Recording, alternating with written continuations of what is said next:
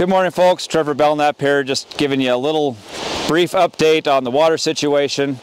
Last time we talked, things were, as we stated, about as bad as they could possibly get, and they're probably not much better, but it does look reasonably sure that we'll have some water to get through this year. An agreement is still being worked on the table, and the Department of Water Resources has given us some reprieve from the curtailment pending finalization of some kind of agreement between us and the Surface Water Coalition, Twin Falls Canal Company. That said, we need to keep pushing on this because it's a very big deal, and there is no long-term solution yet. There isn't one on the table yet, and we might get through this year, but we don't want to be back in the same spot again next year, because we've had threats of curtailment over the years, and this is the worst it's ever been.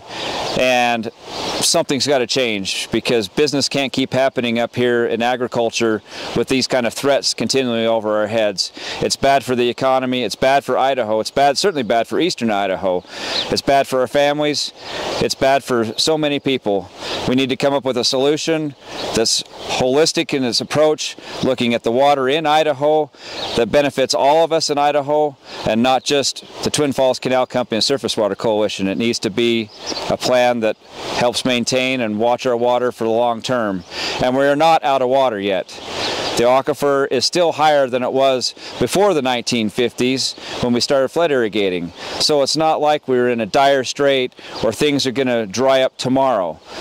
Things didn't happen overnight, and the fix isn't going to be an overnight fix either.